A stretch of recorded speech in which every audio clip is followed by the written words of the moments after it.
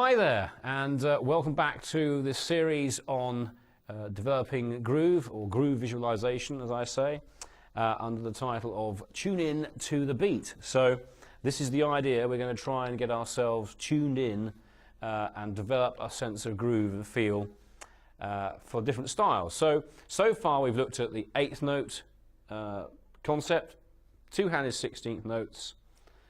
Last time was the jazz swing ride pattern. And this time we're going to look at really the root of all of it, if you like, which is the shuffle notes, or the swung notes. So to take back my concept, which is the old da da da da da da da da da da da da, going along in my head as I play something that's essentially straight, then that is a shuffle. That's literally what a shuffle is. So we can apply this, of course, to lots of different styles of music. Predominantly, I suppose you might say it's something that comes up in blues a lot, and of course funk, shuffles and so on, but there are lots of derivatives that are all basically the same idea. So again, rather like the swing pattern concept, I want to look at how we can develop a dynamic and a groove and a feel within the shuffle notes. So we'll start off with the textbook version, as before, straight, and we'll just play it as it's written, if you like, and then we'll start to develop ideas how we can change that sound and within ourselves visualize something to give us a chance to get some real feel to it. So rather like the swing band where I had my brass, I've now got my blues band playing a shuffle, and with of course lots of guitar lead breaks going off in my head, which have got no relevance to me at all, but it kind of works. All right, so we'll start off anyway with the straight, if you like, textbook version of the rhythm. So once again, ear plugs in, folks.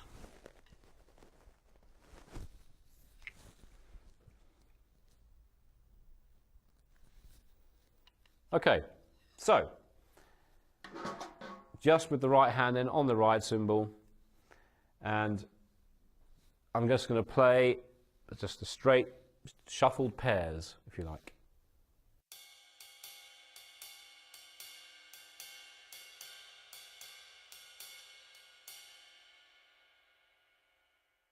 Okay, that's it. You can play them on the hi-hat.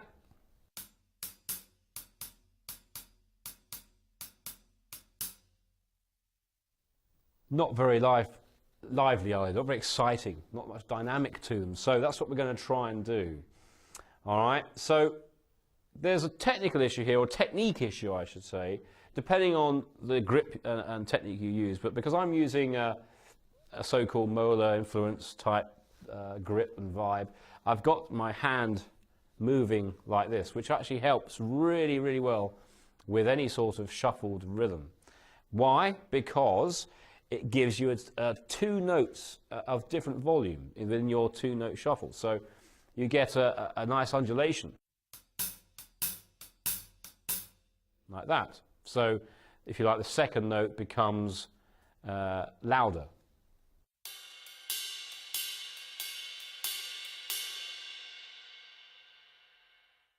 So if you're used to playing that kind of way, then that was really helpful for this. I'm sure if you have, and you know that already.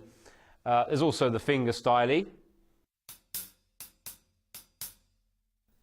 drop and catch, push pull, all kinds of stuff like that, where the stick comes out and comes back again. But either way, we create a dynamic within the two-note rhythm. Okay, so I'm going to stick with my technique, and which would seem like a logical thing to do at this stage, and try and develop this idea. So rather like the swing pattern then, we're going to have a ride pattern, add the hi-hat in on 2 and 4. So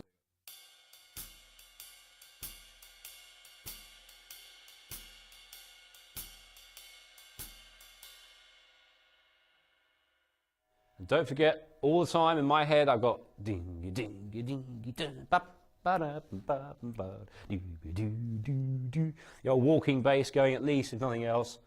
And then I can add the bass drum in on that again, so it's just that 4 bass drums on the quarter notes, and away we go. So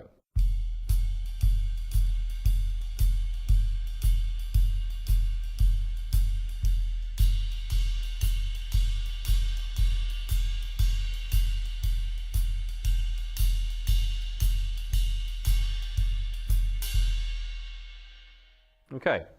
Now, if you're playing a blues shuffle, of course, one of the characteristics of that is that you tend to add in the snare drum with the left hand, and it plays exactly what the right hand's playing, all right, but quite softly, all right. So it's exactly the same. Everything else is the same.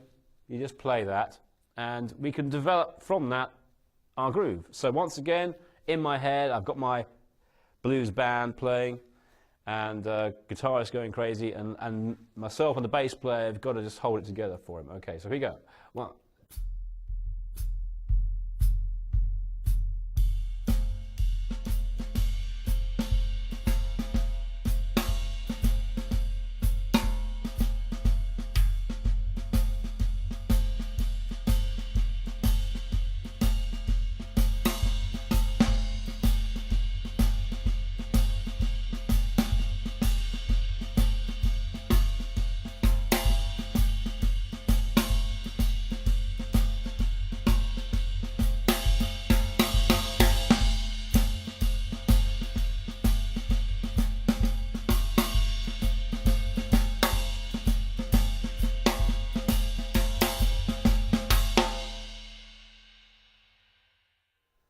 Okay, so once you get going, you can kind of have real fun with that.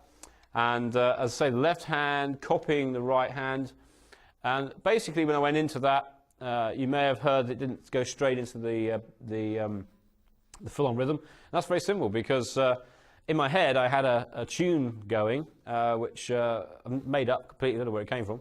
And it sort of steered me down that course. But that's fine, because that's exactly what we're trying to do. We're trying to live and breathe, develop with the music that's going on.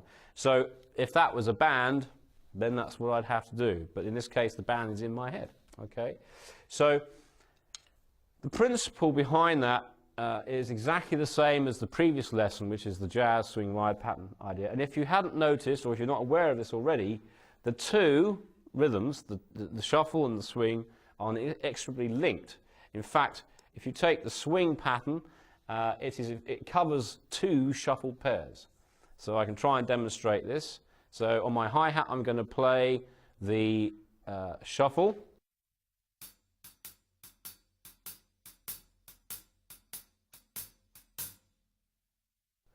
And then I'm going to play the swing ride or jazz ride pattern on the ride cymbal, overlapping that, and you'll see how they link together. Okay, so 1, 2, 3, 4.